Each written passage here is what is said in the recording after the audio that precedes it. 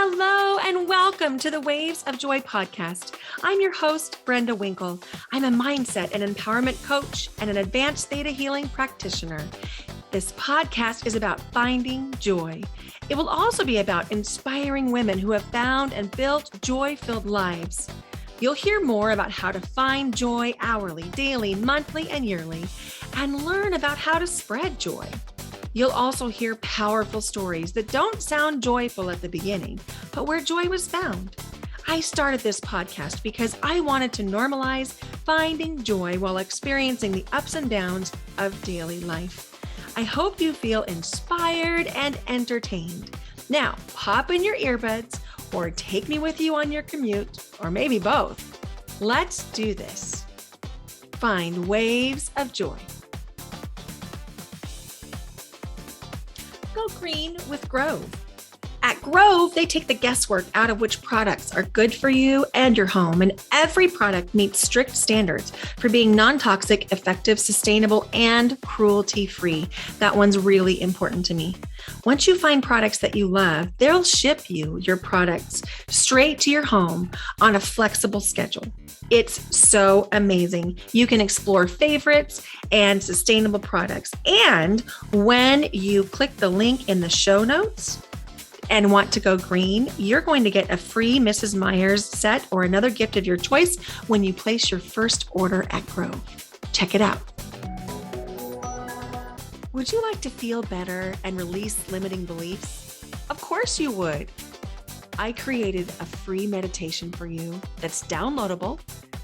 As soon as you click submit, I'll email you with a downloadable version of this free meditation. Go to brendawinkle.com/feel better. That's brendawinkle.com/FEELBETTER. Your mind and your body will thank you. Hello, and welcome to the Waves of Joy podcast. In this special episode, you're going to hear part of our Yes to Me Live challenge. Enjoy. What I would like to do is just to get really grounded and centered. Resistance has been coming up today. Resistance has been coming up in a lot of different ways for a lot of different people, because when you're getting ready to make that shift into the next level, our egos are like, wait, no, it's not safe to go there. And so if in the last 24 hours you felt triggered or anxious or had things happen that were really irritating, it's your ego's resistance that is drawing your attention to those things. And so before we begin our meditation, I want to bring you back to the idea around looking for signs. Because when you release into co-creation with the universe, because you always are co-creating with the universe, but when you release into that and you allow it to happen, then it feels really different. And so we're just going to go ahead and clear out some of the cobwebs with the meditation, and then we're going to talk about that and dive in a little bit more. Okay. All right. So just close your eyes and allow yourself to arrive in this moment and just notice what you feel, what you hear, what you sense.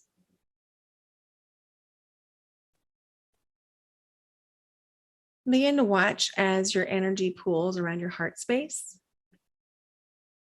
And just sense that that energy is expanding and increasing and expanding and increasing.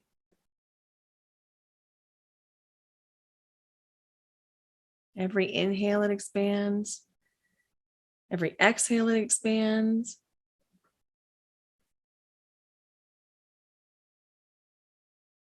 When you're ready, we're going to send that ball of energy down through your lower spine, down through your legs, down into your feet, through the bottoms of your feet, into the crust of the earth, and down slowly into the center of the earth.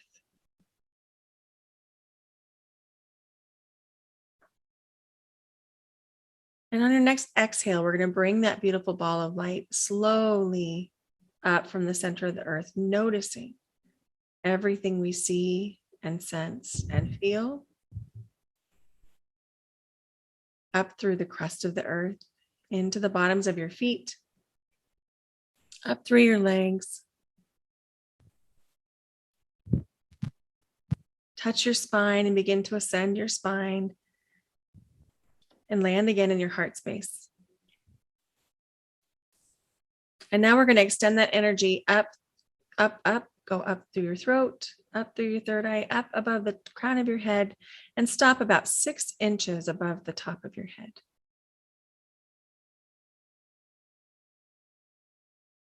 Bring your awareness to the space between you and what's on your right. Not what's on your right, but the space between.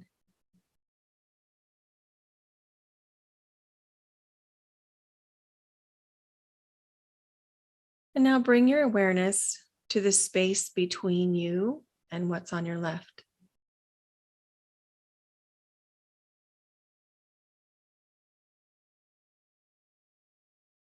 And now bring your awareness to the space between you and what's in back of you.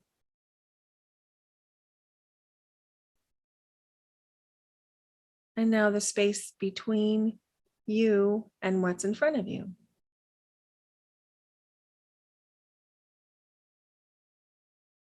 Take your awareness up above your head, 6 inches above the top of your head again. And watch as that beautiful ball of glowing light begins to ascend, going up into the sky, up past the stars, through the layers of dark and light and dark and light, dark and light, through the pink gelatinous layer and the yellow layer, up into the bright, light, white space. This is where consciousness lives. This is where the Creator lives. This is where we can all meet each other. This is where, if you open your awareness, you can see each other. You can sense each other. You can see the rest of humanity standing near you in this consciousness. Some of them are sleeping, but you're not sleeping.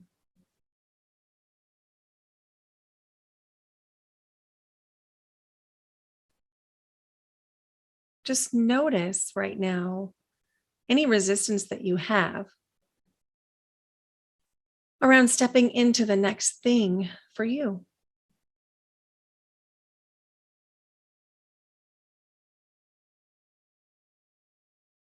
And if you choose and if you're ready, see if you can release that resistance to God's light, never to return.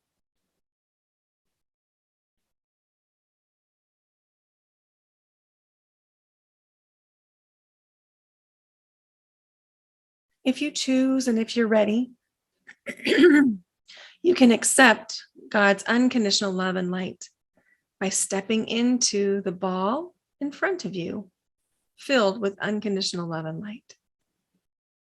And if you choose, you can step into that little bubble, that ball, and just marinate in the feeling of being in complete, unconditional love.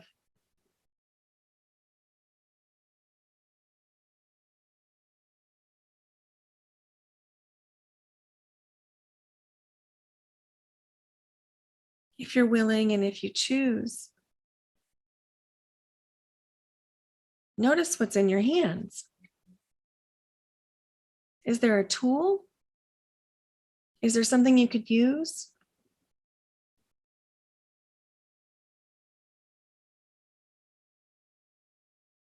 Something that perhaps you've been avoiding because you've been scared that you're ready to actually put into use now?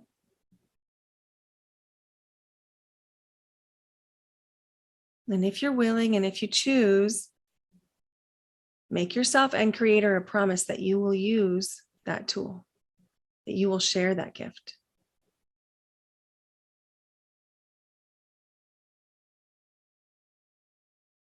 And know that you can accept the support easily that comes to you, that flows to you, that's all around you. You can receive it by tuning your receiver to this consciousness.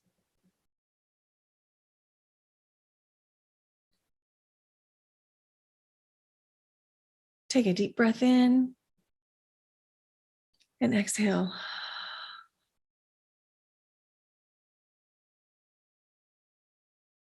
Whenever you're ready, you can open your eyes. You might need to let the fairy dust settle a little bit. It's not fairy dust, of course, but it feels kind of that way. I want to talk to you about something that is, it's big. It's big. It's big. It's big. Okay. We're all so connected. And when one of us is hurting, we are all hurting. And when one of us steps into our healing, we start to heal. When one of us can say, I'm going to step up for me, I'm going to show up for me, I'm going to heal in this way, I'm going to claim this thing, you give permission to everybody around you to do the same. And you have no idea the reach that you have. You have no idea the lives that you're going to touch when you can step fully into yourself. You have no idea the life you're going to save by being willing to say yes to you, because you're giving somebody who's in a corner feeling like they aren't worth anything. You're giving that person courage to maybe just do something that they like a little bit. Maybe that they could just love themselves a tiny bit because you do. Why does this matter? Why is this so big? Because on the news again today, there's another shooting. Hurt people hurt people. I'm not excusing it. I'm not getting into it. I'm not getting into gun control, but I will tell you this. The more you show up fully to claim your healing, to claim your life, to show up for yourself, to get congruent, to be in the flow, to be in the space, the more you're healing everybody around you. And it's contagious. It spreads faster than a virus. When you can show up fully for yourself and love people into life, you never know where that reach might end. Because that's what it's going to take. It's going to take all of us being willing to love other people into life. And we have to kind of get past our own limitations, our own fear, our own ego, our own resistance, because this is bigger than all of it. It's bigger than all of it. And it's so important. And we have to show up. And you're doing the work right now. You are doing it. And I want you to give yourself credit for that, because this has not been easy work that we've done this week. It's been super fun. I mean, I think we've had a great time, but it's not been easy work. And if you're coming up against resistance today on our last day, that would be pretty normal, because your ego is like, okay, well, these were 5 days. It was great, but it's just one little container. It's just one little bottle. But that's not true. Like, we're all here. We're all here together, and we can be here together. We're always connected.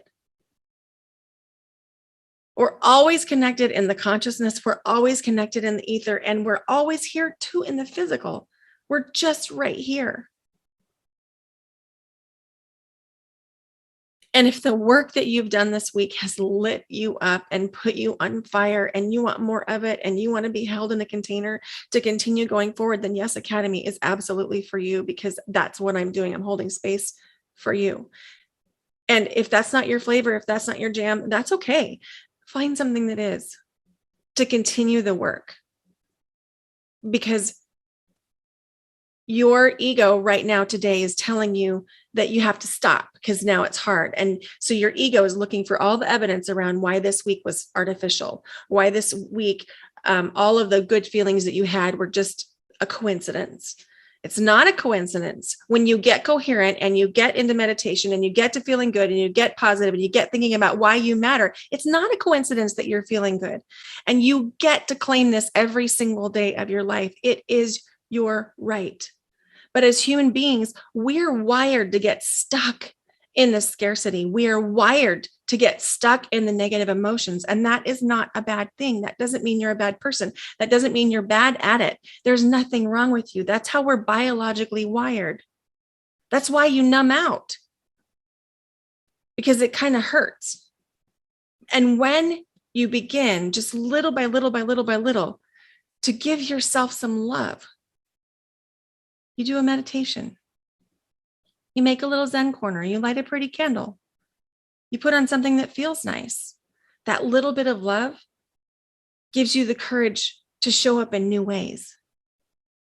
Because when you can love yourself a little bit more, you love yourself into life. And then you love into life all of the people around you.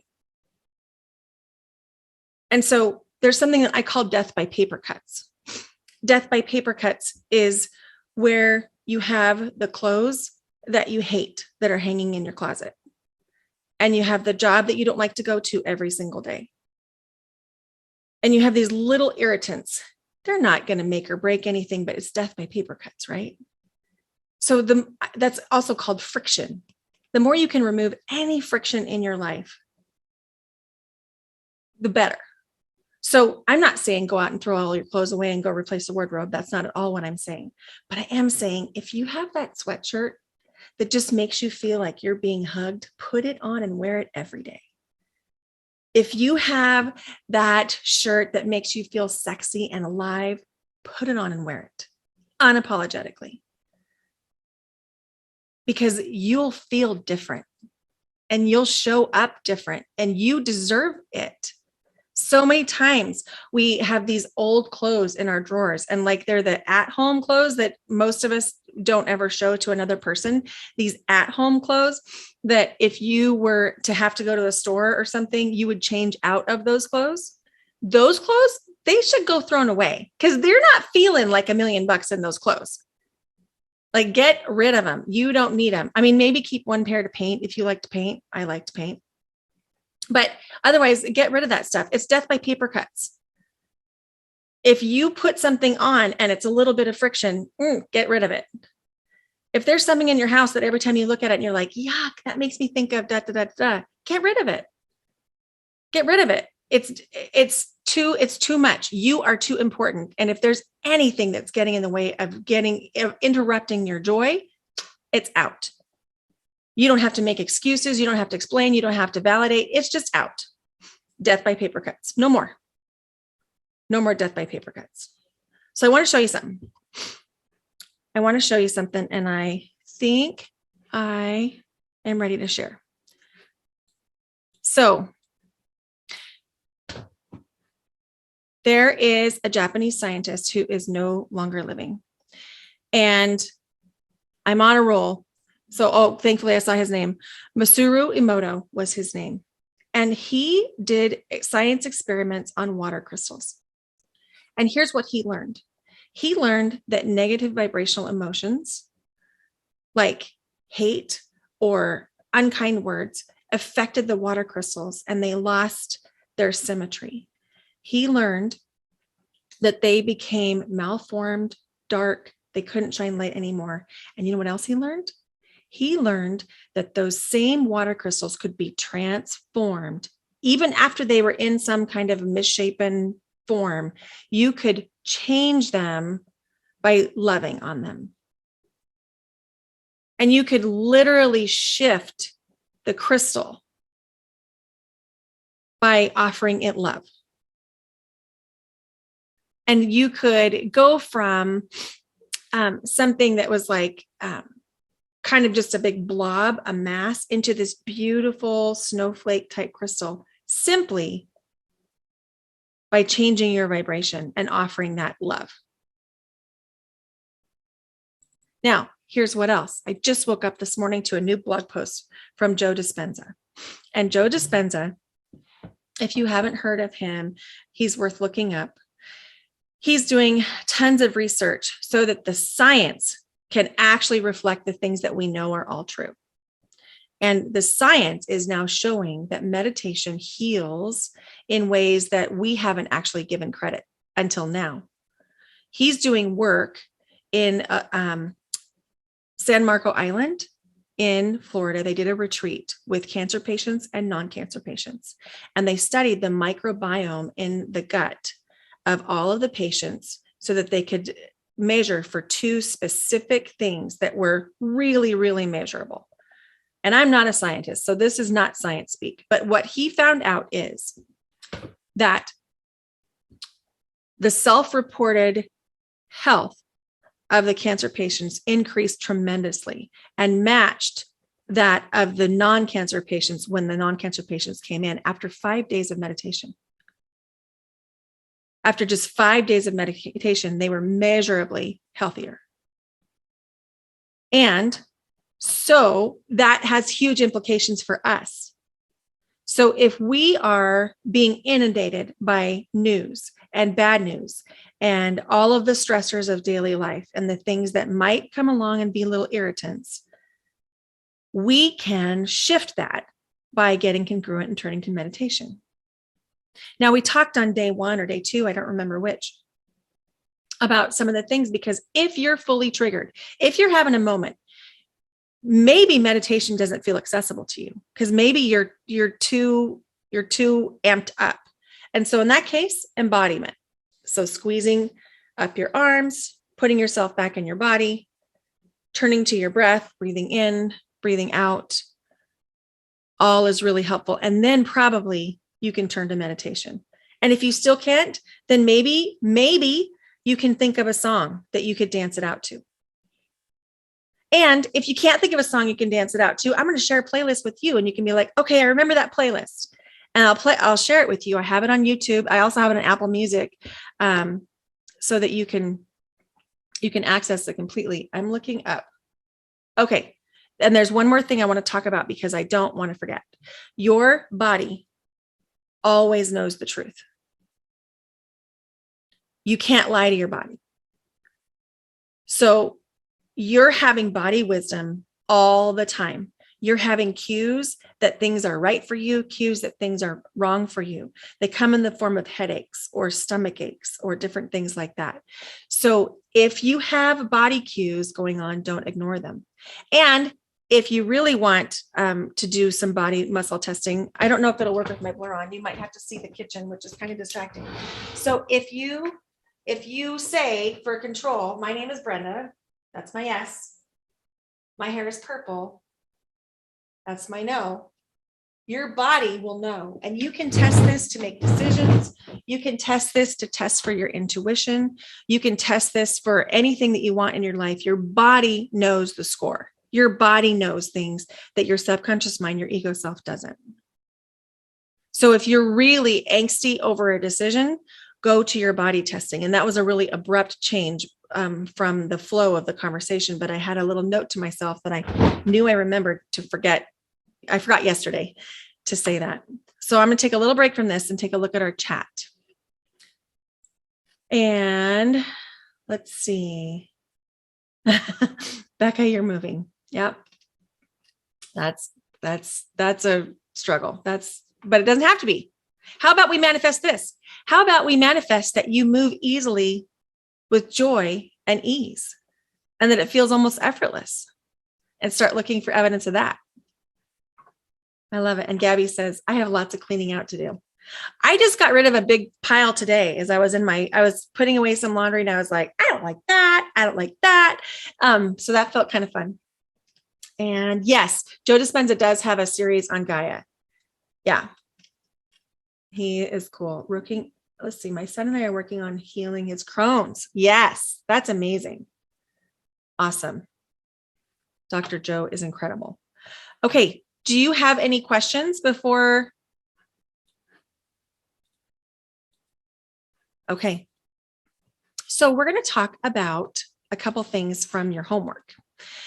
So you've got different parts of your brain. You've got the brain stem right here. It's also known as your reptilian brain. And then you've got your prefrontal cortex, which is your thinking brain, for lack of a better term.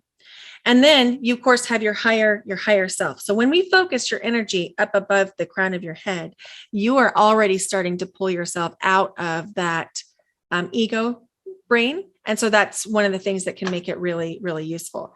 Type a 1 in the chat if this makes sense, or if I'm moving too fast. You can put a 2. Okay, I'm seeing some 1s.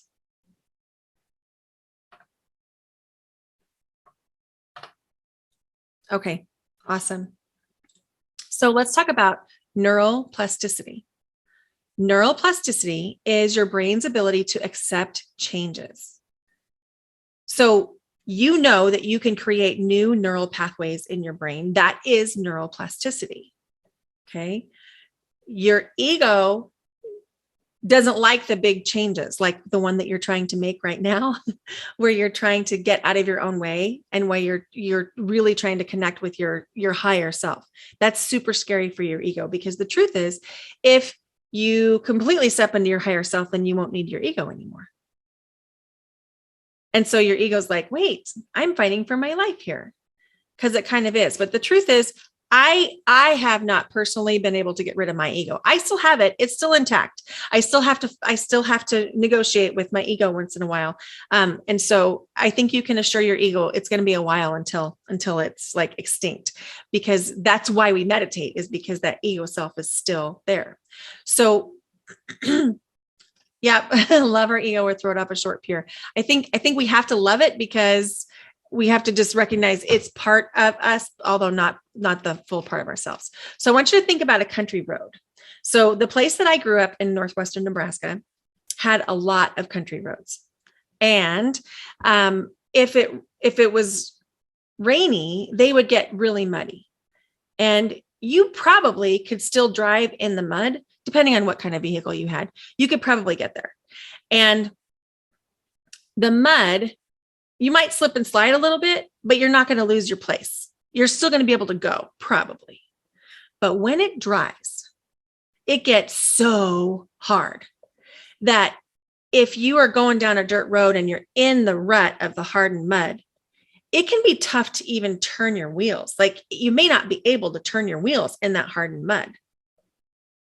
That's what habit mind is. Habit mind is that mud friction road.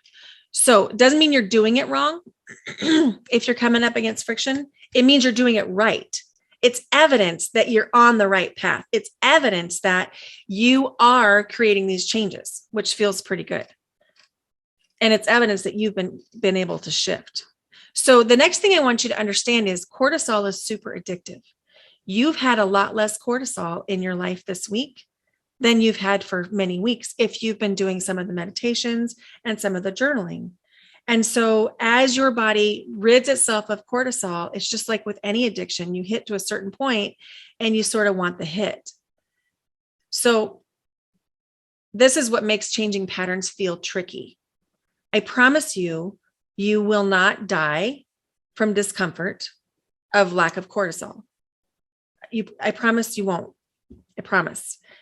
Because if you had Addison's disease, where you literally would die from lack of cortisol, you would know it. And that's not anyone in here. And so let's talk about cortisol. You're addicted to it. But if you've had trauma in your life, there's a whole nother layer. There's a whole nother layer. And so I just want to say with complete compassion that this is even more impactful if you've had trauma in your life. So changing these patterns can feel really, really scary, because your brain is thinking about all the evidence of the ways that this wasn't true, that it wasn't safe, that you had to be on guard, that you had to be vigilant, that you had to be a people pleaser, that you had to read the room. Your brain is seeking evidence of that because you have experience to back it. So you get to be even more gentle with yourself, if that resonates with you. So if you've had trauma, and if you haven't, this is equally beneficial. We're going to talk about the impact your vagus nerve has. Your vagus nerve is the largest nerve in your body. And it connects at the base of your skull, and it goes clear down to the base of your spine. It has everything to do with all kinds of functions, from your heart rate to your digestion to when you feel a lump in your throat and you feel like you might cry when you're watching a sad movie, you're feeling the flare of your vagus nerve. That's what that is. Okay. So if we can soothe your vagus nerve, we take you out of fight or flight. So one of the quickest ways that we can soothe your vagus nerve is by breath. So I'm going to teach you an exercise today that is going to soothe your vagus nerve. We're going to eventually make your exhales twice as long as the inhales, but we're going to work you up to that. Now, if you have any heart conditions, I'm going to invite you to only have the inhales equal to the exhales and not to make the exhales longer, because some people feel a little rise in blood pressure on about the third or fourth breath. So if you feel that rise in blood pressure on the third or fourth breath, you're not doing it wrong. That happens. And then by the fifth breath, it's gone. So let's just try right now. Just sit up straight and get comfortable. And in an effort to open ourselves to receiving, just allow your palms to be open wherever that's comfortable. And we're just going to take a slow breath in for 4, 3, 2, 1, out for 4, 3, 2, 1, in for 4, 3, 2, 1, out for 5, 4, 3, 2, 1, in for 4, 3, 2, 1, out for 5, 4, 3, 2, 1, in for 4, 3, 2, 1, out for 6, 5, 4, 3, 2, 1, in for 4, 3, 2, 1, out for 6, 5, 4, 3, 2, 1, in for 4, 3, 2, 1, out for 7, 6, 5, 4, 3, 2, 1, in for 4, 3, 2, 1, out for 8, 7, 6, 5, 4, 3, 2, 1, in for 4, 3, 2, 1, out for 8, 7, 6, 5, 4, 2, 1, in for 4, 3, 2, 1, out for 8, 7, 6, 5, 4, 3, 2, 1. Do 2 on your own.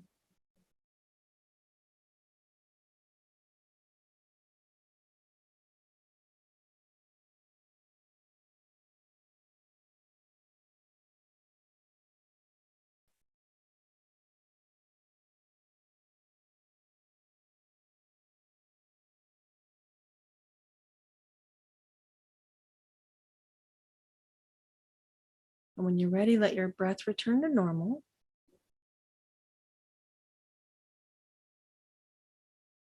And go ahead and open your eyes. How did that feel?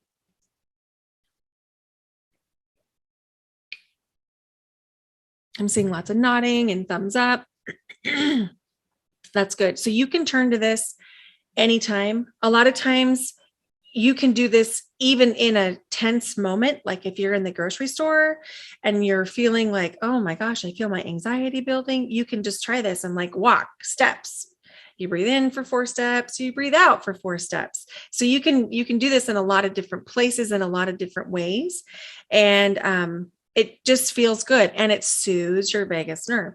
Sarah says it felt meditative. I love that. I love that. It is meditative. It really is, because you're getting out of that ego place. My dog is asleep next to me and he's starting to dream. So if you hear things, I swear he's okay. Okay. So knowing what we know about the brain and about consciousness and about soothing the vagus nerve and the impact that trauma has and all of this, I'm going to say something that I want you to hear my heart on. Feeling good is a choice, but recognize you probably can't choose your first thought. So give yourself compassion. If you have a negative thought, that's okay. That's normal. You can choose your second thought. You can choose the next one and the next one and the next one. So if you have a negative thought, you're not doing it wrong. If you feel a negative way, you're not doing it wrong. You're human. That's your human experience. The trick is to use a vehicle to help yourself feel better. And I told you the other day that I am not here for Pollyanna bullshit. I am not here for let's think positive. That doesn't work because it discounts all of our lived experience. And it discounts the very human, very real emotions that we need to have. Because if we don't allow ourselves the full capacity to have our entire range of emotions, we numb out again. And we don't want to be numbed out because we want to be completely lit up and alive so that we can experience all that life has to offer. So I'm going to invite you to use appreciation as your guide. use it as a vehicle, use it as a tool, as a verb. So when you lean into appreciation, you can shift the way that you're thinking about just about anything. Like, for example, the garbage bags that you're using to pack your house with. The 40 garbage bags that you're using to pack with your house. Oh my goodness. How much easier they're going to be to fit in the moving truck than a hard old box. I really can appreciate the adaptability of those bags. So, and it's not false, it's not Pollyanna, but it's really looking at what can you appreciate. And sometimes we get literal. Sometimes we think we have to appreciate the thing, the very thing that is making us unhappy. And that's not true. It doesn't have to be related at all. As long as you can be in appreciation for anything, it's a vehicle to shift it. So if you're at work and it's getting hard and things are upsetting and there's an energy there that isn't feeling good, then maybe you can think about something you really appreciate at home or from your last road trip or something like that, or think about just whatever it is that lights you up, that makes you feel better. It doesn't have to be related. All you have to do is be willing to feel better. And we get into this thing where we tell ourselves a story that if I feel better in this moment, then I'm discounting all the crap that just happened to me. And I'm signing up for it and I'm saying I'm here for it. But that's not true. You're not condoning what happened by feeling better. You're deciding. You're being the captain of your own ship by deciding to feel better in that moment. It's not ignoring what happened. It's not allowing bad things to happen. It's being in control of the one thing that you can be in control of, which is how you show up, which feels really different. And then I do so deeply want you to think about, how are you going to continue the momentum that you have built? What will you do? How will you keep that going? Because that is imperative to continue that feeling of forward motion, so that you know that you have the steps in place to continue doing the work that you've been doing. So scarcity has come up several times for several people over the past 24 hours. Scarcity of time, scarcity of resources, scarcity of trust around conversations, and scarcity around what's next, because several people have expressed, I made this shift this week, and then I have these other things that I want to shift. And so I want to come back to an idea that scarcity doesn't exist. Like, it doesn't exist. Think about the ocean.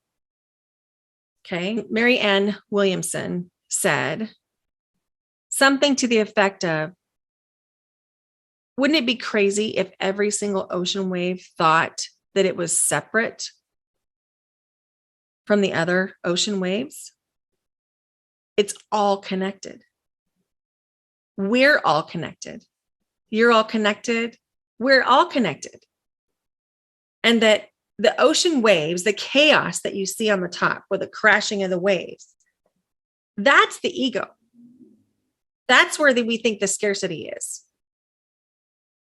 But in that really deep, deep, deep water of the ocean, it's almost still. It's almost silent. And that's where you find that congruence. That's real. That's real. Every time that you have moved first and the universe came to meet you, you proved that to yourself. And you've all done it. Where you decided to go to school somewhere that it was unlikely for you to go. Or you did a right turn when every evidence pointed that you should do the left turn, but you knew you needed to go right. When you met that person just on the beach one day, you've all done it where you moved first and then the universe met you. And so I really want you to remember that. I want you to, if nothing else, remember you have to do it first. And that comes from congruence. That comes from total faith, total belief that you are aligned, that you are connected, and that you're acting for the highest and best of all. Because when you're coming from the belief that you're coming from the highest and best of all, that you really are doing the things for the highest and best of all, everything changes, everything falls away. It's just chatter. It doesn't matter anymore. And the things in your life that you're waiting on because you're a little bit fearful. The fear is keeping you stuck, but it's not real either. It's not real. And so many times I see us, and I say us because I've been in this position too. In fact, let me tell you a story. I had decided that I was going to just stick in my job in Boise. I decided that I was just going to go ahead and retire there and just stick it out. And that's literally how I felt about it. It was a very toxic environment. It was a really tough place to be. Every day I had to come home and recover and get back into congruency. It took me almost an hour to get into that space because the things were just hard. And so I decided I was just going to stay. And then I heard a 27-year-old, I'm 49. I heard a 27-year-old talking about how many years till retirement. How many years? She's counting it down. She's like, yeah, I think I can make it this long. And my time was way shorter. And I was like, you know what? I'm not waiting 7 years to be happy. I'm not. I refuse. I don't care about retirement. I don't care about anything. I care about my own mental health. It's time for me to live now. And the cool thing is, my retirement's fine. It's still safe and sound. Now I have a new retirement with lots more money in a state with lots more benefits. But if I would have kept believing the story that I had to wait 7 years until somebody handed me the golden platter, we wait for that. We wait for someone to give us permission. We wait sort of for permission to be happy. We wait for the time. We wait until the kids do this, or the husband does this, or the school does this. We wait. You're wishing away your life. When you say, I'm going to wait, I'm going to do that thing that makes me happy when ... No, that's bullshit. Do it now. Do it now. Whatever it is, do it now. I'm not telling you to quit your job and throw caution to the wind. I'm not telling you to leave a husband. I'm not telling you any of that. I am telling you, find happiness now. Do the things that light you up now. Because when you do, everything else shifts to meet you. Everything else. And I'll tell you something else. You're never going to not be scared. You're never going to not have the butterflies in your stomach. It's never going to be like, oh, I'm just walking to the store if you're walking in to give your resignation from a job. It doesn't feel like that. Or when you leave the house you've been in for 17 years, it doesn't feel like nothing. It doesn't feel easy in that day. But when you know that you have to do the thing, there's peace. And Martha Beck taught us, I am meant to live in peace. That's the one thing that everything that she teaches comes back to. I am meant to live in peace. In fact, say it to yourself right now and feel your energy shift. I'm meant to live in peace. Everything shifts. So we've made it to, I think, the 0.3, like 30% through module 1 of Yes Academy in the content this week. There is so much more, so much more. There's 8 modules over 10 weeks. And I know you don't care about blah, blah, blah, how many modules and things, but I do want you to know that we have scratched the surface. We've just gotten into the meat of it. So there's lots of good stuff to come inside Yes Academy. Thank you for listening to this episode of the Waves of Joy podcast. We need you. We need your healing, because healing heals forward. You know, when you watch the news, that things are not great right now in our world. and it feels overwhelming. It feels like there's nothing you can do to help, but there is. And it starts with you. When you show up fully healed, you help heal everyone around you. Healing heals forward. The time is now. You deserve this. Everyone in your life deserves this. Go to brendawinkle.com/yes-academy-course. Join us.